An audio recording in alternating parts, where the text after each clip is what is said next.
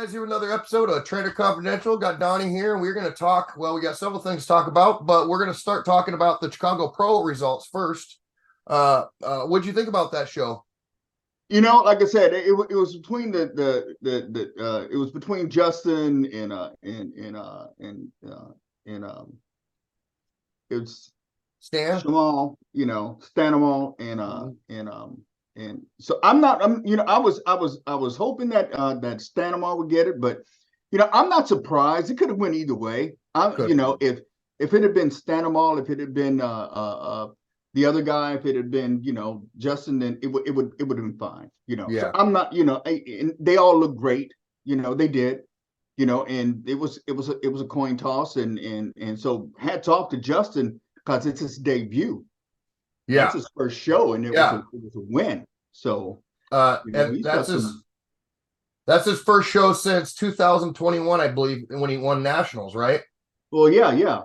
So he won his debut, so that's got some wind in the sails. I don't know whether he's going to actually do the Olympia or not. That remains to be seen. But yeah, I don't know. He came in looking pretty good, and I heard some other things about some suggestions, which I think was a great idea because given he's going to do the Olympia, why not do another show? Because one thing about him, he was not 100% up there. He's holding water.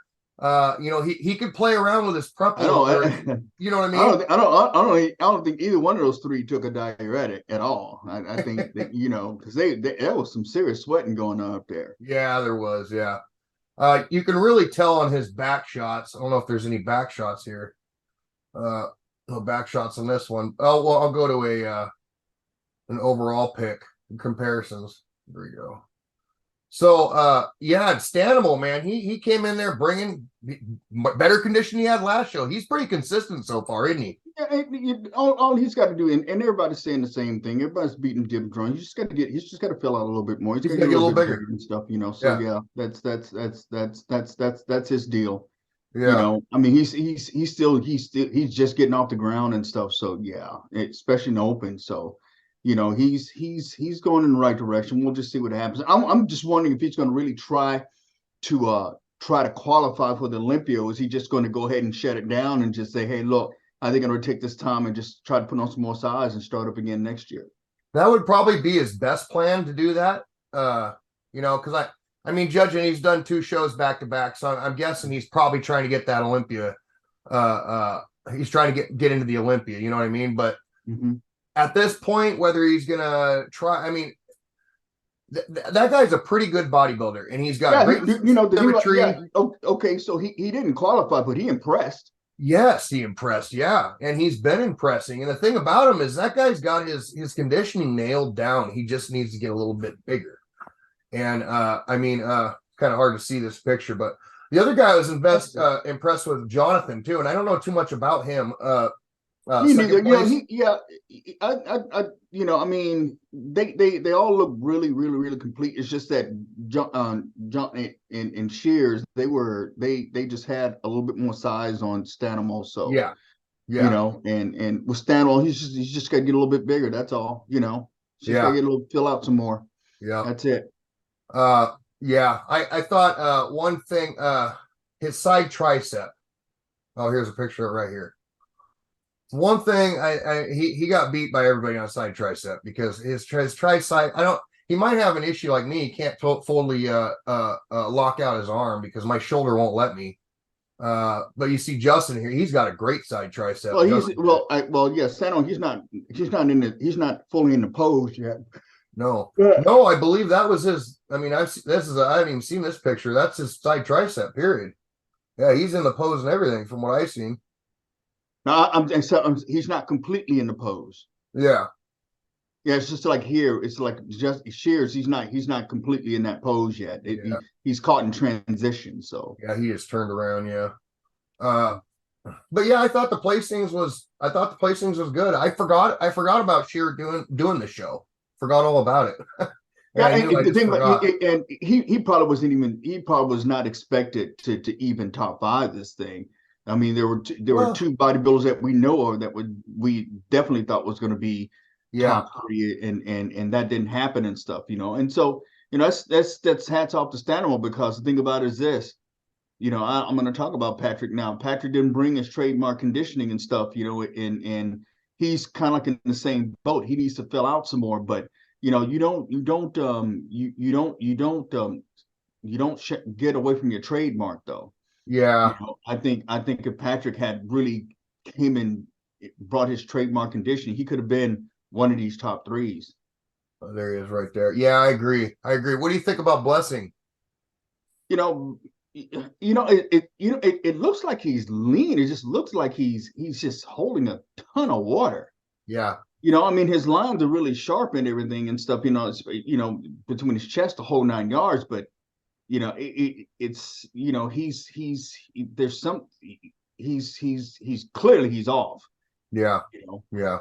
but That was he like that was that New York Pro physique he had when he did that one. That was pretty spot on, but he doesn't look like he did then. yeah, it's like, I'm hoping he's not a one trick pony and stuff, but the thing about Blessing though, but you don't hear, he had the personality and he had the swagger and stuff, with the talk and everything and stuff, but Yeah. but you got to show it on stage too, You got to back up that shit talking, man.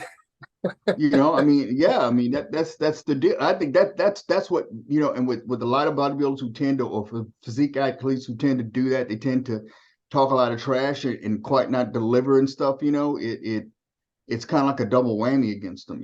Yeah. Yeah, it is too. I'm gonna go to the scorecards. Sure. Because I wasn't really surprised to see this, but Justin, he got him pretty good on this. I think he had a 3. Yeah, he scored a total of 3. But Jonathan and Stanimal were 1 point behind each other. So Stanimal was 1 point behind him. So Okay. they were pretty close. Okay. But other than that, let's see. Blessing, he was 12. He had 12 points. Patrick Moore had 15, so they were pretty close too. But I thought, I mean, this is a great show, just being that I mean that our top 3 were pretty good. Well, Last few shows we've had, this year so far, it's been like about top 2, top yeah. 1. It hasn't Well, like really I been said, that impressive. hats off to Justin and stuff. He's in the Northwest, so Yeah, that's my part of the woods and stuff, or our parts of the wood, and so yeah, that's it's good for him and stuff. So he's got some wind in the sail and stuff. We'll see what he does. Does he actually do it in Olympia, or you know, or I don't know. We'll see. We'll check it yeah. out. I didn't know that he was from here. I actually was looking Yeah. up his show history, and he did the Emerald Cup too. Mm-hmm. 2019, I think it was. Mm-hmm. Mm-hmm. Then he did another show. I don't remember where it was, but then he did nationals for I think 2020, and then won at 2021. So Yeah. he's a young guy too, so he's got a lot of potential, and he's got a Yeah. great Yeah. physique. Yeah. Great Yeah. physique. He does. That's good. So hats off to him, that's for sure, man. Yeah. Absolutely, man. I don't believe. Especially on your pro debut. You don't get a lot of those anymore. Yeah, right. And there was a lot of hype about that too. I mean, there were some people thinking he was the front runner because he does show a lot. He does show a lot when he's in prep. You get to see a lot of them. But Yeah, honestly, but not in this case, because like I said, you had some well-known bodybuilders that were coming up and stuff, and this was his first show. yeah, I mean, it was his first show. They probably had him maybe in the middle of the pack. They definitely wouldn't have had him last and stuff, but he ends up winning it. So that is good. He went up against some pros that have a lot more pro experience than he does. Well, and he's got some pretty good contracts too. He was part of a Hostile. And then he left Hostile, went to HD. So and this is his first pro show. That's so he has a lot of potential, and that's obvious. So it's going to be cool to see what kind of damage he's going to do in the next couple of years, because I mean everything can change really quick. Like I said, only time can tell. So yeah. So next thing I want to talk about is I want to go to my favorite, Andrew Jack. He is going to be doing the Texas Pro against Hunter Labrada. So this is 4 days ago. He don't have too much for updates. This is 4 days ago. So right here. This show I'm really looking forward to. Okay. Because I got a 4 days ago picture of a Hunter too, and Hunter is, I wonder how much he weighs here. I don't know. I mean, he's a I know 300-pound bodybuilder. I know he's pretty tall. Yeah. I bet, I don't think, I'm trying to remember. I did know how much he weighed on at the Arnold. I think he was under 300 though. He's maybe like 280 or something. Yeah, he's not. He's not. I can see being somewhat, but he's not. That doesn't look like a 300 pound. No, no, this is off season. He's like, what does Samson get down to? Because Samson's over 300 in the off season too. He's under 300 on stage, isn't he? Samson. Yeah, Yeah. because they're pretty similar, really, in my mind, with their physiques and same height and everything. Yeah, I'm guessing he's probably 280 there. I don't know. But being, with his coach and Chris Aceto behind him, I'm really want to see what kind of damage he's going to do. Like, I mean, Hunter is looking pretty awesome right now. I'll go to Hunter right now. Mm-hmm. This is Hunter's best look, I think, and all of his career. This is his best look, I think. He's really getting it done. Okay. So again, you got a shorter guy against a taller guy. So it's going to come down to conditioning. I mean, really, in the end, it's going to come down to conditioning, right? Yeah. It's kind of hard to really get a bead on Hunter's conditioning because he's so white. Yeah, that's true. That's true. That's his kill shot, is a side tricep. He's got a mean side tricep. His front lat spread isn't bad. No. That skin is pretty thin, though. Yeah. Yeah, so he wants to get the Olympian, so does Jack. So this is gonna be a battle. I'm looking forward to this one. This might be the best show. Didn't Jack win a Texas Pro? What's that? Didn't Jack win a Texas Pro? Jack did win Texas Pro. I did believe he did. Yes. Yeah, either last year or year before last, something like that. I remember. Yeah. It was the year before last, because I don't think Hunter didn't do it last year. I don't think, did he? But they battled before, so okay. But at any rate, this is a pretty exciting show. I wonder who else is going to be on the show. I tried to look for a lineup. I couldn't find a lineup yet. Anyway, just people. Well, hey, the way things are going, almost anything can happen. You don't know. You never know who's going to come out of the woodwork and stuff. That's right. I mean, like I said, I don't think nobody expected Sheer to take first on that. You know what I mean? Yeah. Yeah. So yeah. Well, and then we have Ross Flanagan. Winning his show, and I mean, getting second too, and his other. I mean, I didn't even know the guy. He's pretty new in the scene, and he just came in there. Tonio, we have a lot of bodybuilders this year that got on the Olympia stage that at least I didn't know about. You know what I mean? Yeah. And they kind of came out of the woodwork, like. So yeah, man, it's been an exciting year for bodybuilding, that's for sure. Okay. Yeah. So let me wrap that up. I don't know. I'm sure some of you guys have probably heard about this. This is a horrible, horrible thing, but I'm just going to let the video roll. I mean, I'm saying that I already knew just from this guy's position and stuff. This was not going to go well. And watch this, bam! There it is, right there. It just snapped his neck. So yeah, I'm surprised he didn't die on the spot. I mean, I don't know. Yeah, I think he did. They did get him out of there. I think he died a little bit later, but he died. He died from that. He snapped his neck.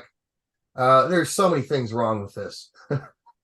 Well, let's start. Well, Donnie, what's the first thing wrong? So I'm gonna.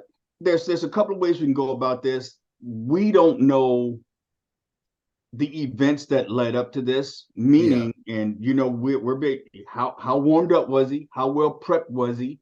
Did he go from 225 to 450? You know what I mean? I mean, how many working sets did he do? Was he cold? Obviously, this wasn't weight that he normally handles for reps.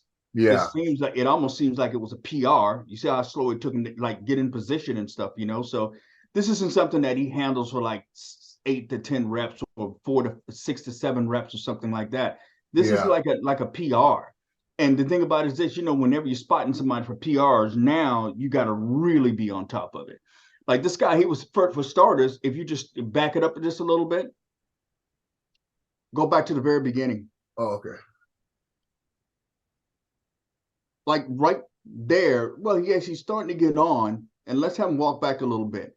But this distance that this guy is from him right now doesn't really change that much when he gets in position. So No. now he doesn't have the leverage, to freeze it right there. Freeze it. See, right now he should be a little closer. He should be a little bit closer. And let's just assume that because the way Vicky is treating this is almost like a PR. He didn't just lift it up and walk back into the start position. He had to kind of stagger back into it. So this is weight that he normally doesn't handle. No, it's okay. not. Which means the likelihood of something going wrong is increased.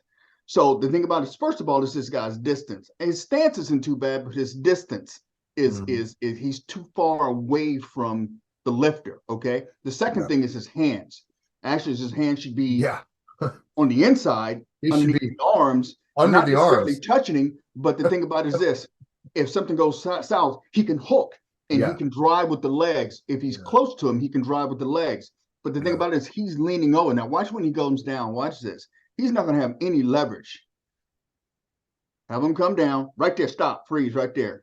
Now he's getting ready to come up. No, I want you to freeze it. I wanted you to freeze it. Oh, okay. I needed you to freeze it. Right there? Up. No, just back it up a little bit. Just back it up. Back it up. Back it up. Back it up. Back it up. Back it up. You ready? I'll back it up farther. There we go. Tell me when. Okay. Hit it right down. Boom. Hit it. Hit it. Stop. Stop. Yeah. Stop. Here's the deal. His legs aren't bad. He could be a little bit closer, but the thing it's his arms. He's not in tight to where he has the leverage to push him up. It's not just legs. When you're back there spotting, you're not just using your legs. You're going to use your upper body too. He cannot hook underneath, and bring him up. You know what I mean? He can't. Yeah. He's spread. He's out like this. When I mean by that, his shoulders are just so far forward. He doesn't have the leverage to get that thing up. Okay, and with his hands position, he doesn't have the. And as a matter of fact, he's trying to get it up, but he's struggling. Yeah. He can't curl 400 pounds. Get ready to hit it. Go ahead and play it and get ready to hit it. Start there. Stop. Okay. See, right, he was already having problems. You see, he was trying to lift it up. Yeah. But he's not in a position to do it. He doesn't have the leverage because his hands are out. He doesn't have the leverage to use with his upper body, and he's so far back, and you see how far he should be right up on him. Yeah. Like literally touching him. Yeah. And he should be hooking right now and driving his legs and his upper body to bring that up. Yeah, he needs to be doing if you're spotting somebody doing a squat, you're doing a squat too. Arms underneath their arms to hook them like this. You're right, because what happened in this, what could have happened is he could have actually pushed him forward a little bit doing that too. Whereas if he had his arms underneath, he could have pulled him back to keep him straight up, and he could have, squatted with him to get it up. So yeah, and it was well, you're right, it was this guy's PR. He's a YouTuber, a fitness guy. We know that it's not a weight that he handles often. Yeah. Okay, it's not. And like I said, I'm considering that it's a PR. I don't think he was even trying to do a double or triple with this. I think he was just trying to do a single. From just the way they were getting it off, it just seemed like this was a PR. If this was something that he could handle for like 6 to 8 reps, then that probably the way what he's doing now probably could have sufficed a little bit because he's going to knock out his 4 or 5 or so. This guy was just trying to get one. Now the question is what are the events that led up to this lift? You know, Yeah, we how don't many know that. working sets did he do? How warmed up? How prepared was he? Did he Yeah, do? Was he like 40 pounds below that load on the previous lift? You know, so now yeah, his muscles are it's kind of ready for it. He seemed like he was pretty cold, yeah. He but did. you know, I mean, you know, and that's just me saying, hey, look, you know, first of all, people that are that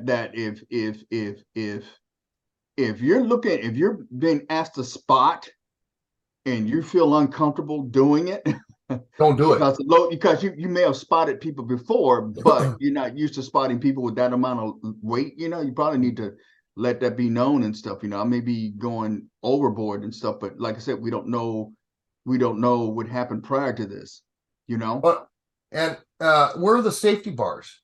I mean, if you're gonna go for a PR, try the Smith machine first. If you know, or put up some safety bars. If he had safety bars there, it would not have mattered. He would have dropped the weight on the safety bars. He would have just walked away with shame instead of dead. You Yeah, know, so where's the what you're safety saying is bars? he should have been inside, he should have been inside the rack. And he's not even inside the rack. Yeah, he's not even inside the rack. Yeah, there's it sucks. I think this guy was 33 years old, I think. Uh Yeah, it's unfortunate. And the thing about it is, and you and I both know this happens a lot. oh yeah. This happens a lot. But the thing about it is this if he had been in a better position to help this individual, this wouldn't have happened. No, no. You know, And you know, and people like you said, we don't know what happened before. For right. all we know, this guy thought he could handle the weight, you know, and oh, it's not a big deal, just stand there. You know, he the spotter was not going in there thinking it was going to be a life-threatening event. Uh Obviously. So, you know, maybe they didn't communicate, maybe they did. We don't know that, Yeah, but yeah, and I think I'd really like to know some of the events that were, you know, I mean, that prior to this, because like I said, this look really, if you back it up and watch him get off of it and step back, he is not this is a weight he does not handle a lot. yeah, Yeah, jeez. he snapped that neck. Yeah, so it said he went to the hospital and then they did They said surgeries yeah, he on him. died at the hospital. Died, yeah. So I feel really bad for the spotter because you know, I know he didn't think that would happen, and he's got to live with that now, and he's all over the internet now too. Yeah, this guy, he's wrapped up, he's belted up. I mean, and if you notice the way he gets off of it, you know, this is not a weight that I would say that he does a lot. Yeah, yeah, yeah. Oh, it's too bad. You know, another thing I see people do a lot spotting wrong is on the bench press. You see a lot of guys and they have their arms out like they're gonna, you know, it's like they can't get the weight. They can curl it and, you know, have your arms in so you can pull. You can always pull more than you can. Right? You got to You can give curl. yourself the maximum leverage. But Yeah, like I said, you know, but it's just something I want to throw out there to folks and stuff. I mean, if especially if you're lifting heavy, and if you're doing your PRs, you know, make sure that you are sufficiently warmed up, you know, for that lift. You know, I mean, if if if that was if 430, I mean 450 is what he was doing, then more than likely that previous set had to been about maybe 415 or something like that. You know what I yeah, mean? yeah. I mean, you just don't go, you know, from 225 to 450. That doesn't happen, you know, or even No, 315 to 450. You know, yeah, you gotta make sure that you are sufficiently ready to go. And like I said, when he was getting that up and getting off and getting in position, it just seemed like you know, it's a weight that he doesn't handle a lot, and he hasn't been there a lot of times. yeah, And if you're a spotter, you got to really be on top of things. You yeah, know, I mean, don't fear the weight, but you got to always respect it. yeah, Never fear the weight, but you can always respect it. And you yeah, and I both know because the way we train. You know, yeah, I mean, make sure that you are warmed up. Make sure when we start throwing those weights around and stuff that your body is prepped for that. yeah. Your nervous system needs to be warmed up. You need to warm up mentally and physically. You know, there is a warm up is really, really, really important. And another thing I do see a lot too is people warming up. You know, their max might be 315 and they're warming up 125 or 135, 225, and then they're hitting 315. It's like, that's not a warm up. If your max is 315, you need to get a couple warm up sets. You need 135, or even 100, and then one, you got to work your way up. Don't jump up in plates. Yeah, even just for like a couple of reps, you don't really need to. You don't like you'll do like a 260 for like a single or a double. You want to get those fibers, start recruiting those fibers so that they'll be ready for what's about to come.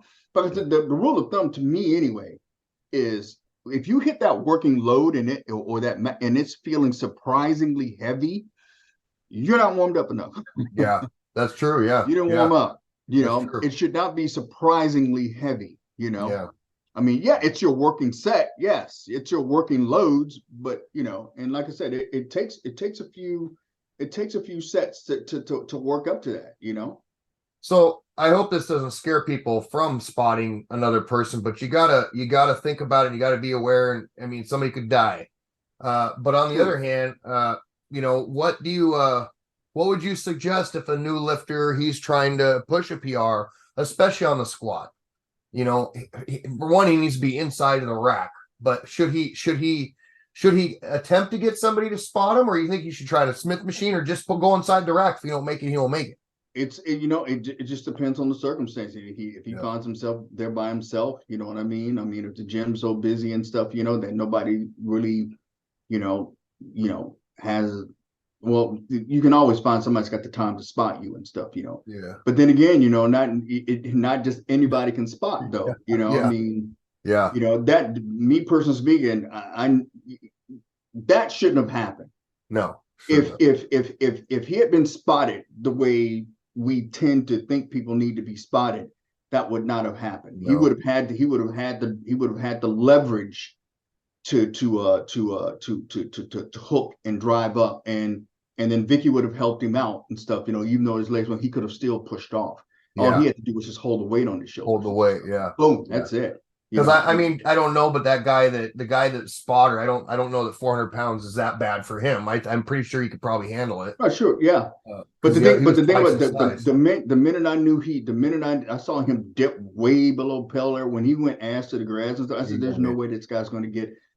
I mean, there's a couple of things that probably could have happened. I probably would have at that point. You can't bring it up. You back away and just tell him to throw it off. Yeah. I mean, you jump back and say, throw it off, give him a chance so he can, because that's probably what he wanted to do. Mm-hmm.